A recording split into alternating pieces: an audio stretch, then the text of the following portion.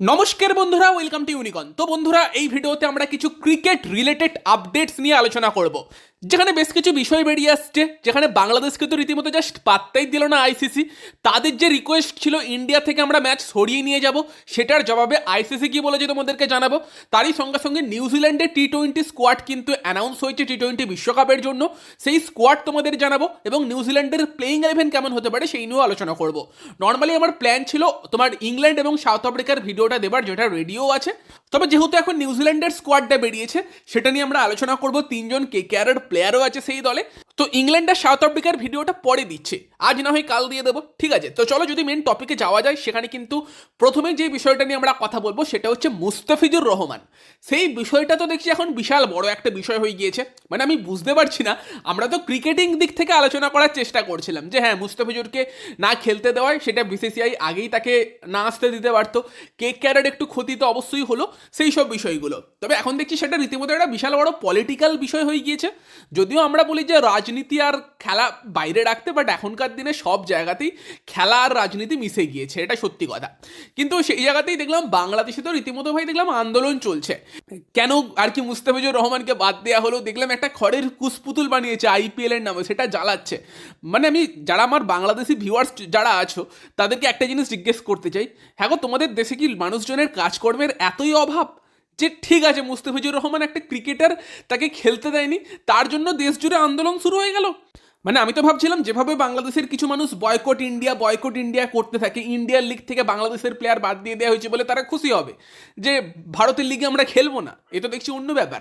দেখো, দিনের শেষে আমরা ক্রিকেটিং দিক দিয়ে আলোচনা করার চেষ্টা করতে পারি, but at the end of the day আইপিএলটা ইন্ডিয়ার নিজস্ব প্রপার্টি। সেখানে ইন্ডিয়া কাকে খেলতে দেবে না দেবে সেটা ইন্ডিয়ারই ব্যাপার, এবং সেই জায়গাতে আনন্দ তো করা উচিত। পাকিস্তান সুপার লিগে এখন মুস্তাফিজুর রহমান খেলবে তোমাদের ফেভারিট দেশে, সেই নিয়ে আনন্দ করো।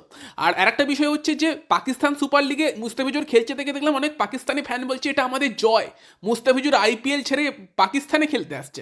মুস্তাফিজুর আইপিএল ছেড়ে যায়নি, মুস্তাফিজুরকে বার করে দেওয়া হয়েছে বলে সে এখন আইপিএল রিজেক্ট, অন্য কোনো অপশান নেই দেখে পিএসএল এ খেলতে যাচ্ছে। আইপিএলে চান্স পেলে কেউ কোনোদিন ওই পিএসএল খেলতে যেত না, এটা সবাই জানে। আর আমাদের দেশেও কিছু মানুষ আছে যারা জীবনে কোনোদিন ক্রিকেট ফুটবল খেলা দেখেছে কিনা সেই নিয়ে সন্দেহ, তারাও দেখছি এই নিয়ে বিশাল বড় বড় ভিডিও বানাচ্ছে। কে দেখলাম একটা বাংলাদেশ বনাম ইন্ডিয়া ম্যাচে, ইন্ডিয়া যে বাংলাদেশে খেলতে গিয়েছিল, যে ম্যাচটা হেরে এলো, এএফসি কোয়ালিফায়ার্সের ম্যাচটা আর কি, এবং সেখানে বাংলাদেশি ফ্যানেরা ইন্ডিয়াকে নিয়ে খারাপ কথা বলছিল, সেটা নিয়ে দেখছি ভিডিও বানিয়ে আর কি ছড়াচ্ছে, দেখো ভারতকে কিভাবে আর কি অপমান করছে বাংলাদেশের ফ্যানেরা। দেখো, ওরকম কিছু দেখলে অ্যাজ এ ইন্ডিয়ান আমাদের তো খুব খারাপ লাগবে, কিন্তু ফুটবলে তো এটাই হয়, ফুটবলে অপোনেন্ট টিমদের তো ফুলমালা দিয়ে বরণ করা হয় না। সেটা বাংলাদেশ ইন্ডিয়াতে খেলতে এলেও হয়, ইন্টারন্যাশনাল ম্যাচেও হয়, ইভেন আমাদের ক্লাব ফুটবলেও হয়। মোহনবাগান ইস্ট বেঙ্গল ম্যাচে তো যারা গেছে তারা জানোই কি হয়।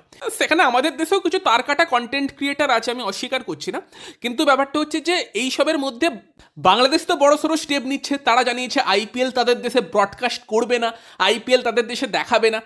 পার্সোনালি আমার তো মনে হয় এতে ভুলের কিছু নেই, তার দেশের প্লেয়ারকে যদি ওইভাবে বাদ দিয়ে দেওয়া হয় খারাপ লাগাটা স্বাভাবিক ব্যাপার, তাদের দিক থেকে দেখতে গেলে এটা ভুল কিছু নেই। এবং তারপর তারা জানিয়েছিল যে ইন্ডিয়াতে আমরা খেলতে যাব না, আইসিসিকে তারা একদম মানে পাঠিয়ে দিয়েছিল যে আমরা ইন্ডিয়াতে আমাদের ম্যাচ খেলবো না। কিন্তু আইসিসি কি বলছে সেই জবাব আজকে এসেছে।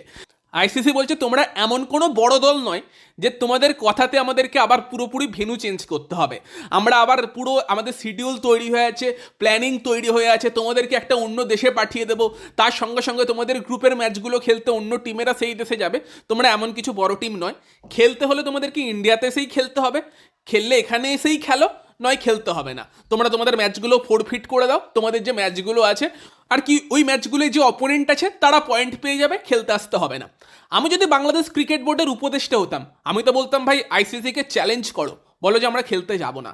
কারণ ভেতরে ভেতরে তোমরাও জানো যে তোমরা গিয়ে কোনো কিছু করতে পারবে না।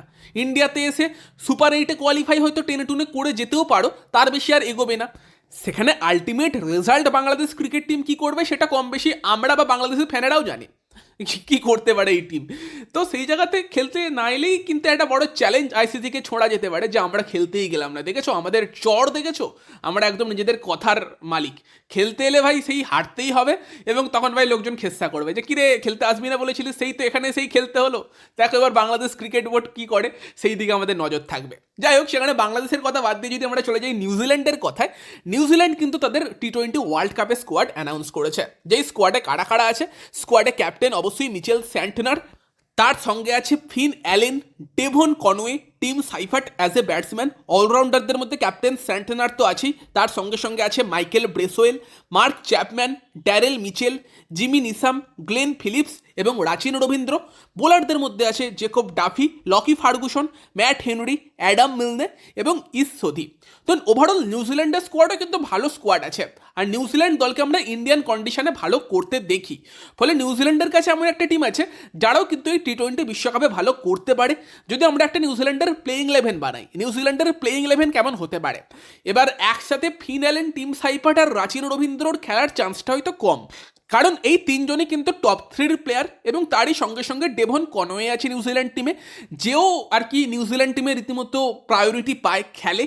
কিন্তু উল্টো দিকে ফিন অ্যালেন বা টিম সাইফার্ট এই বছরটা খুব ভালো খেলেছে, তাদের ফর্মটাকে কি নিউজিল্যান্ড কাজে লাগাতে চাইবে না? সেখানে যেটা হতে পারে, ফিন অ্যালেনের সঙ্গে কিন্তু ডেভন কনওয়ে ওপেন করতে পারে, টিম সাইফার্ট 3-এ খেলতে পারে।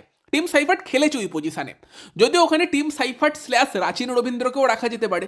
রাচিন রবীন্দ্রকেও 3 নম্বরে নিউজিল্যান্ড টিম অনেক ট্রাস্ট করে, তার সঙ্গে সঙ্গে রাচিনকে যেটা বোলিংও দিতে পারে। বাট আই থিঙ্ক তারা কিন্তু ফিন অ্যালেন, ডেভন কনওয়ে এবং টিম সাইফার্ট এটা টপ 3 রাখতে পারে। 4 নম্বরে তারা কিন্তু ইউজ করতে পারে হয় রাচিন রবীন্দ্র অথবা কিন্তু মার্ক চ্যাপম্যানকে, এই দুজনের মধ্যে যে কোনো একজনকে ইউজ করতে পারে। চ্যাপম্যান হয়তো 4 নম্বর জায়গাটাতে খেলার জন্য একটু বেশি উপযোগী প্লেয়ার, তবে যদি ওখানে একটা অ্যাঙ্কর টাইপের প্লেয়ার চায় সেখানে কিন্তু রাচিনকেও ইউজ করতে পারে। দেখা যাক সেই জায়গাতে নিউজিল্যান্ডের চয়েস কি হয়। দেন তারা 5 নম্বরে ইউজ করবে অবশ্যই গ্লেন ফিলিপসকে, 6 নম্বরে কিন্তু জিমি নিসাম হয়তো ড্যারেল মিচেলের আগে খেলবে।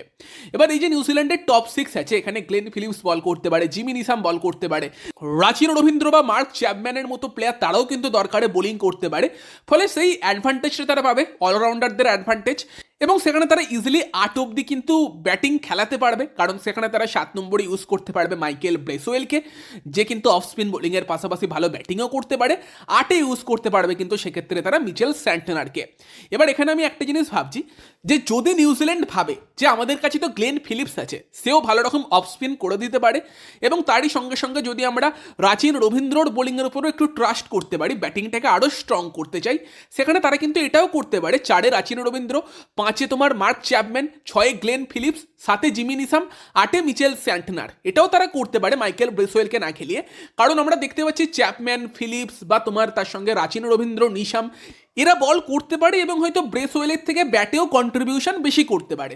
সেই ভাবনা চিন্তা করে তারা এটাও করতে পারে। তবে আমি মোটামুটি ব্রেসওয়েল আর স্যান্টনার দুজনকে একসাথেই রাখছি, এবং দেন তারা হয়তো 3 জন ফাস্ট বোলার খেলাবে, যেখানে জেকব ডাফি, ম্যাট হেনরি এবং লকি ফার্গুসন, এই 3 জনই কিন্তু শুরু করতে পারে। অ্যাডাম মিলনে ব্যাকআপ হিসেবে আছে। আই থিঙ্ক এটা নিউজিল্যান্ডের বেস্ট প্লেইং 11 হতে পারে।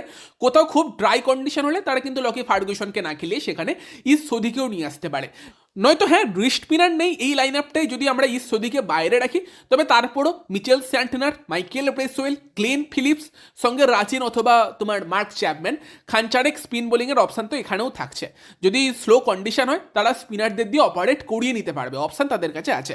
তো ব্যালেন্স স্কোয়াড লাগছে নিউজিল্যান্ডের কিন্তু টপ 3-তে ফিন অ্যালেন বা টিম সাইফার্টের ফর্মও আছে, যেগুলো কিন্তু নিউজিল্যান্ডকে অবশ্যই টি-20 বিশ্বকাপে ইন্ডিয়ান কন্ডিশনে অ্যাডভান্টেজ দিতে পারে। তো তোমাদের নিউজিল্যান্ডের টিমটা কেমন লাগছে কমেন্টে জানিও। বাংলাদেশের রিকোয়েস্ট যে আইসিসি আর কি রিজেক্ট করলো সেইটা নিয়ে কি বলবে কমেন্টে জানিও। ভিডিওটা ভালো লাগলে ভিডিওটাকে লাইক করে দিও, শেয়ার করে দিও, আমাদের চ্যানেলে প্রথমবার এলে চ্যানেলটিকে সাবস্ক্রাইব করে তার পাশের বেল আইকনটাকে অন করে দিও। তো চলো গাইস, এই ভিডিওতে এই পর্যন্তই, বাই বাই।